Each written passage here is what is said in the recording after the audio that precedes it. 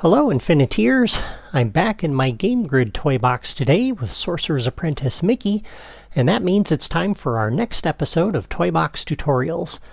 Last time we began working on the final challenge in this toy box, which I also demoed for you, in which Mickey needs to hack into this computer and shut it down in order to restore his world, which has been transformed into a video game.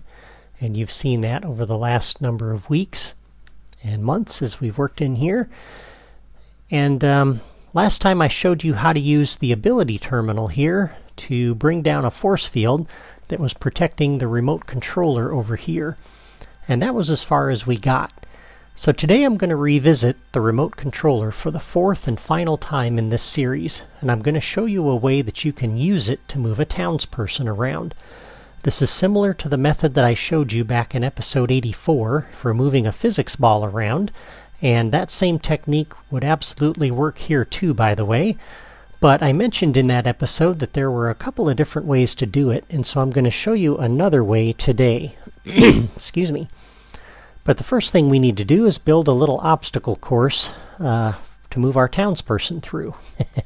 So we're going to start with this small and thin terrain block, and we're going to just move this down below the terrain. This is where we're going to build our little obstacle course and kind of hide it under here out of the way. And I'm going to drop this down 7 nudges, so 1, 2, 3, 4, 5, 6, 7, and that gives us the space that we need to be able to move around on that, have our camera above it looking down, and so on. And we're going to style this to use Flynn's World. I'll set that to be my theme. And it shouldn't take long to build this obstacle course. It's pretty simple. I did a very simple one just for demo purposes, but you can certainly build on this and make it a lot more complicated and a lot more challenging than what I've done. Mine's just kind of a proof of concept here. And if at any time you need to see exactly which pieces I'm using and what I'm doing, you can pause this video, but I want to just get through this really quick because this isn't the purpose of the video here. And under the plants drawer, we're going to put one of these, and I'm going to style this again to use the Tron theme. I'll set that to be my theme. And this is going to be the end point of our little maze. And so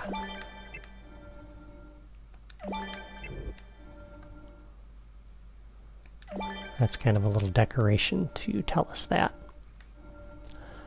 Alright, we're going to use this basic block here to indicate the starting and ending point, and I'm going to put one centered on this large block. This is going to be at the beginning of this. And we're going to set the theme on this little small floor block. If we scroll to the right, I'm looking for the Tron theme. And I don't remember having to go too far. Here we go, Tron. I'll set that to be the theme. That'll be the starting pad. And I like the Tron theme because it's kind of like what Mickey's doing here. Is he's controlling a little avatar through this world. That one is going to be for the end point where we got to get to.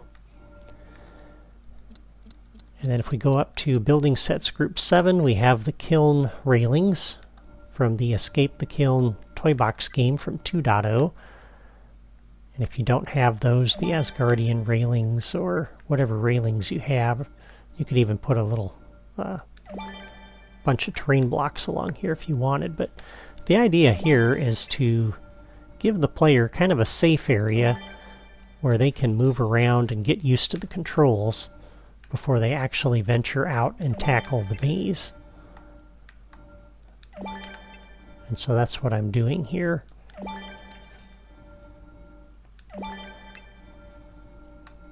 So that way they can play with the controls that we're going to set up and see how they work before they try to tackle the maze, because we're not going to put railings through this whole thing. Put a few there like that. I think I could have used this one. That would have saved a little memory, but that's all right. Okay, so there's our opening. So that gives us a safe little area to experiment with before we venture out here. Then if you go to the platforming toys, we have these pendulums, and since I already set the block style, this is going to use that same style. So we'll put a pendulum here, and we'll put one over here. I'll swing this around and put it over here so it's not swinging at exactly the same rate. And put that there like that. And then we'll put a rotating spike on top of that block there. Alright, so there's our little gauntlet. So that's pretty straightforward. Our townsperson will start here. We're going to move him to the ending point over here. Okay, now for the creativitoys. The first thing we're going to need is a townsperson. And we'll set up the toys, though, I guess, as we come across them in the drawer here. So we'll put the trigger area down first. This is over top of the ending pad over here. Okay. And then we're going to need a friend generator. And it's important that you use the friend generator here, not the friendly wave generator, because the camera will not work with the friendly wave generator. But if you only generate one townsperson from the friend generator, then the camera can lock onto him and that'll work. So that's important. Let's see, we are also going to need, might be, I guess it doesn't matter which way we go here. We're going to need some logic gates. I'm going to set these up over here. And they're going to be visible from up there, but that's okay. So we'll put these here like this. Kind of a diamond formation like you see there. All right. We are going to need, continuing onward, we're going to need our target camera. I'm going to place this not directly over top of the player, but a little back from them. Okay? And that way you're kind of looking at them like this versus straight down. We're going to go all the way up and down one notch. So right there like that. We'll put a locator right here in the middle of the start pad, and I want to make sure the little blue dot is facing out towards the maze, and it is, so I don't have to rotate it. So that's good. Whoops, we're going to need some additional locators here for our weather vanes.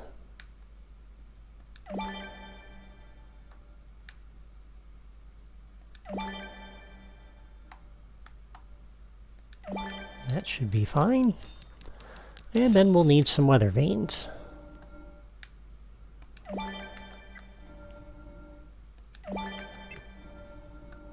And I'm putting these down in a specific configuration here, as you see, because I think this will help understand what it is I'm doing and help you follow what I'm doing. Alright, so there we go. Those are the controls that we're going to need for today's video. And let me just double check, make sure that is everything for today, and it is. Alright, so the first thing we will do, as I said, we need the townsperson to control. So we'll come to our friend generator. We're going to connect this up to the locator that's, whoa, over here. I hate the way it moves that camera around. It's like, stop helping me. When I want the camera turned, I will tell you. Alright, under properties, for this we're going to leave the team set at none, and we're going to set the behavior to stand still. And this is very important because we're going to be pushing the townsperson around ourselves we don't want them moving when we don't want them to move. So that's really important. And none of these apply in this case because we're not connecting to a path. All right, so to get our townsperson, we're going to key off of the ability terminal that we set up last time. So once they hack the terminal, we'll put the townsperson in. So a new logic connection on the ability terminal. When the terminal is hacked, we'll come down to our friend generator. And under Toy Box, you have to go all the way to the bottom to get to the Clue costume. I'll just use Snow White for this episode, but Clue is the best for that. It doesn't really matter as long as you're using a townsperson. Probably not a cast member because you can't set them to stand still. So I would definitely recommend a townsperson, not a cast member. And the Clue costume, again, is the best one to use. So when the player hacks the terminal, that will put the townsperson into the toy box at that locator, and he'll stand still facing that direction. All right, now we need to be able to see him from up above, and for that we're going to need the target camera. So we're going to connect the camera to the friend generator. Whoops, I think I picked the wrong option. New actor connection, not a new locator connection. There we go. That'll be our camera target. And in the properties for the camera, most everything in here is going to be fine. We're going to leave that, all of this. Glow through will turn off. The camera target's the key one. This has to be the connected actor. And all the rest of these are fine. So that's really the only thing we're changing. Glow through doesn't really matter, but I kind of like turning that off. It can be annoying when it kicks in. Alright, so there is our camera. Now, last week I mentioned that I had placed the remote controller pretty far from the ability terminal.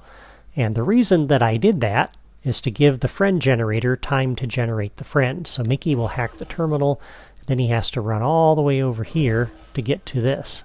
By the time he gets to the remote controller, the townsperson should be in there.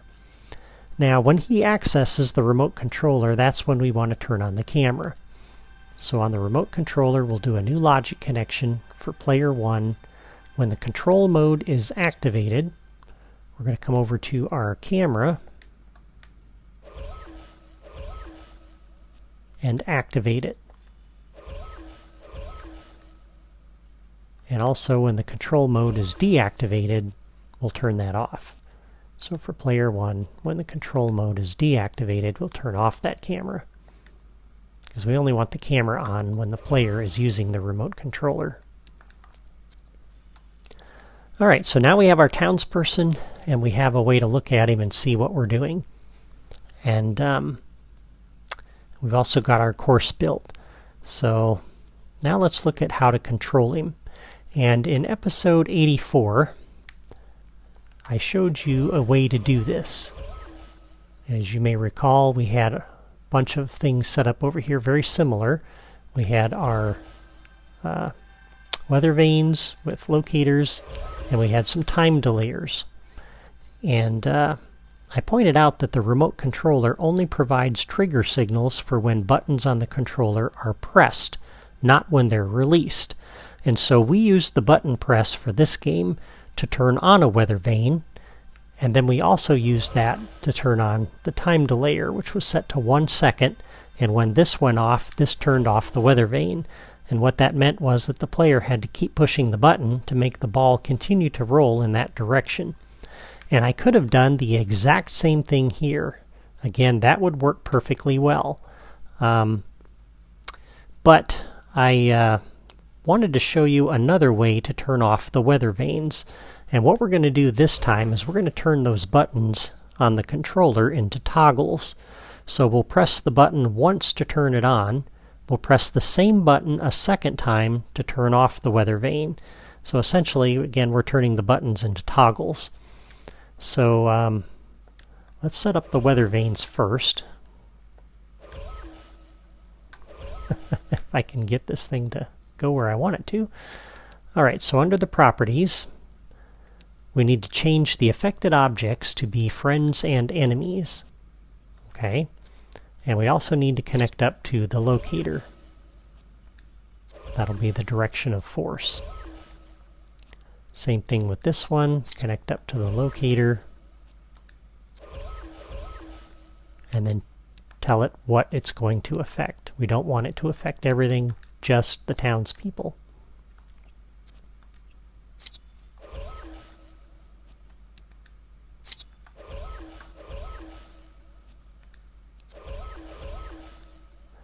So this is very similar to what we did before, except we're not setting it to physics balls, we're setting it to friends and enemies.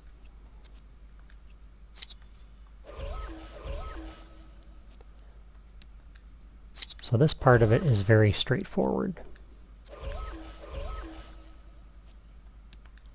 And properties, affected objects, friends and enemies. And again, the default force of 10 is fine.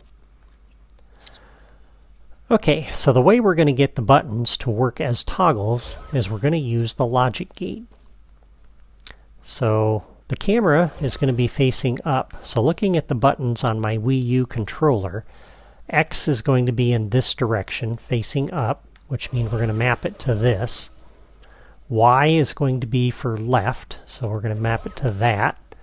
B goes down, we'll map it to this. A goes right, we'll map it to that.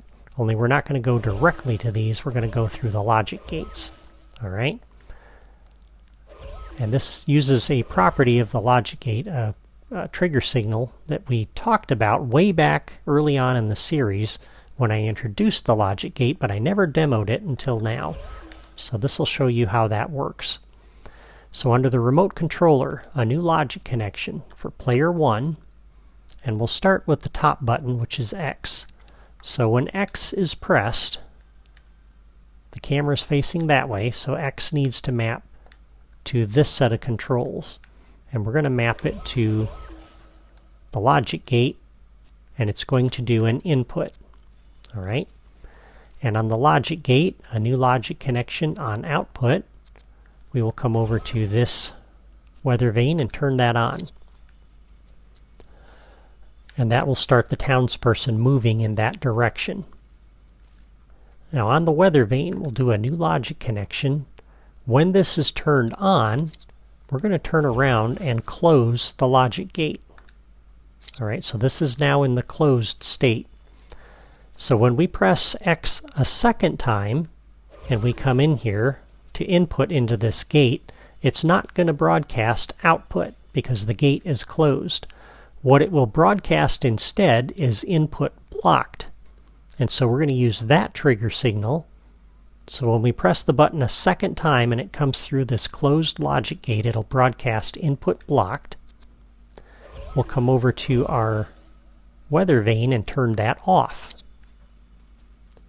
And then on the weather vane, a new logic connection, when this is turned off, we reopen the gate. And then when they press X a third time, the gate's now open, it'll broadcast output, which will turn this on. And so the logic gate helps us turn those buttons into toggles. It'll do something different depending on whether this logic gate is in the open or closed state. Okay, so hopefully that is easy to understand. And we're going to hook this up for the other buttons as well. So on the remote controller here, I'll do this again so you can kind of see it. For player 1, when Y is pressed, this is the button on the left in the diamond configuration on my controller. So when Y is pressed, that's going to come to this logic gate. And again, it's going to do an input, or try to. And on the logic gate, which by default is open, it will do an output. And we will turn on the weather vane. And a new logic connection on the weather vane. When that's turned on, we will close the logic gate, which toggles its behavior. So next time when we press the control, it'll input into the gate. This time, though, it will broadcast input blocked. And when that happens, we want to turn off the weather vane. And a new logic connection on the weather vane. When that's turned off, reopen the gate. So it's actually not difficult to hook up. It's just a matter of understanding how that logic gate works. Alright, new logic connection on the remote controller for player 1. Going counterclockwise around my controller. B is the one at the bottom. So when B is pressed, that's going to be down as far as our camera view goes, which means we go to this logic gate and input. On that logic gate, new logic connection on output. Turn on the weather vane. On the weather vane, new logic connection. When that's turned on, close the logic gate. On the logic gate, new logic connection when the input is blocked because the gate's closed. Then we turn off the weather vane. And on the weather vane, new logic connection. When that's turned off, reopen the gate. And one more to go. Takes a little time to hook all of this up, but it's not too bad. New logic connection, player 1. The last button left is A, and that's on the right. So that maps over to this logic gate. We input into that. New logic connection on output from the logic gate. Turn on the weather vane. The weather vane, new logic connection. When that's turned on, close the gate. On the logic gate, new logic connection when the input is blocked because the gate is closed. Then we turn off the weather vane. And a new logic connection when the weather vane is turned off, reopen the logic gate. And there we go. That's all the controls we need to be able to move our townsperson around. And then when the townsperson gets over here, this marks the end of the success of the little adventure here. So on the trigger area, new logic connection when entered by AI friend. We can come over to our friend generator and remove the townsperson because we're done with them. Remove all. And a new logic connection on the trigger area when entered by AI friend. We will go up to the remote controller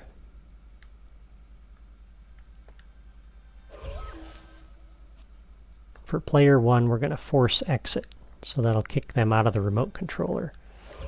So the player doesn't have to do that automatically. And when that happens, this will also turn off the camera. Alright, so that is all of the logic connections. Let's try it out. So let's go hack our terminal.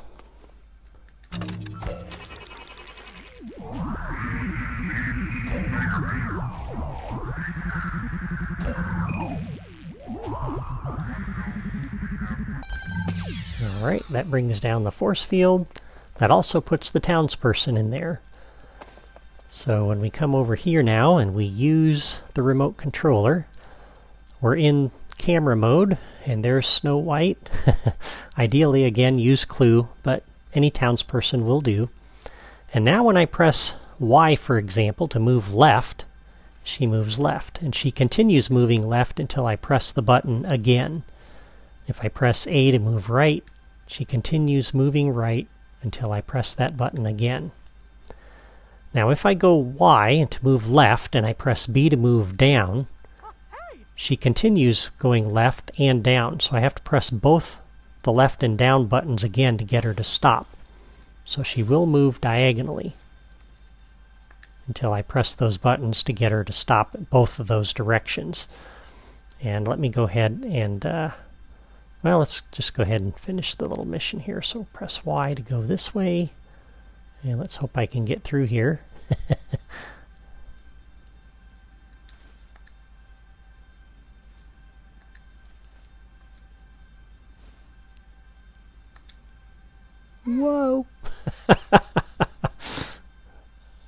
I just knocked her back, fortunately.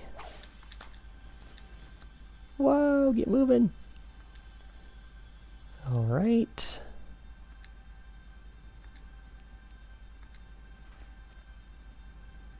And there we go. So she was deleted, and now we're out of here.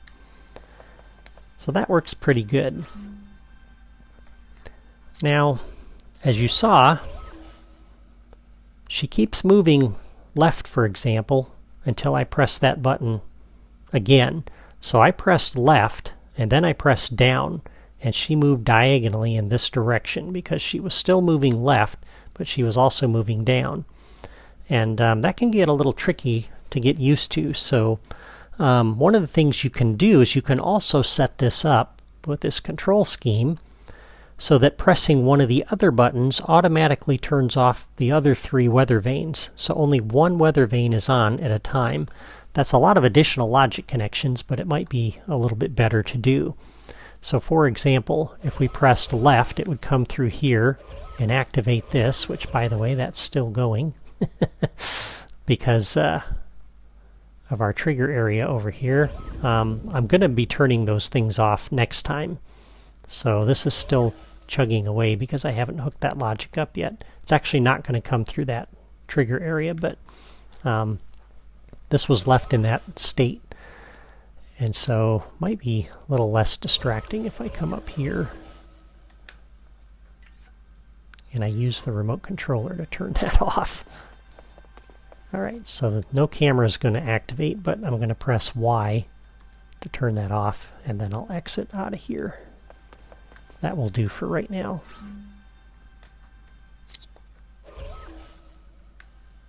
Okay, so all the weather vanes are off.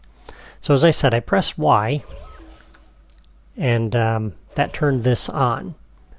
And then I pressed B to move down, which turned this on. So both of these were on. So what you could do is after I press B, we could have this set up so that on output, if you did a new logic connection on output, what you would do is you would come over to each of these other 3 weather vanes and turn them off. Okay? And then the weather vane would turn around and reopen the corresponding logic gates to ensure that those were open. And so pressing B would not only turn this on, but also turn all the others off. And likewise, pressing A on my controller, which would come through here, would not only turn this one on, but then you would make additional connections to turn the other 3 off. And you do that on each of these logic gates. And so that way, when you press one button to go this way, then you press another button to go this way, you actually will go this way because it'll turn off all of the other controls.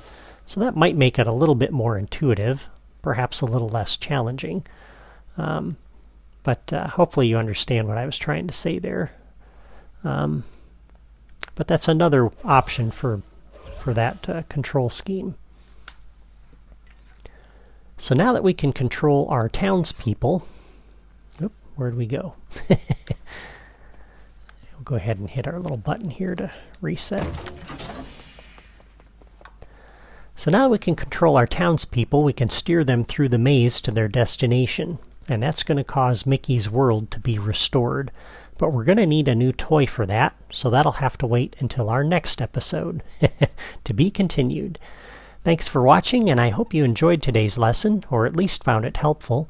As I've said numerous times since we started looking at the remote controller, there are so many things you can do with this toy, and hopefully these videos have given you some ideas. Before you go, hit the like button and leave a comment to let me know what you think of this toy. And be sure to subscribe to my channel if you haven't done that already. All you have to do is click my photo in the lower right corner of this video. Take care and have a great weekend.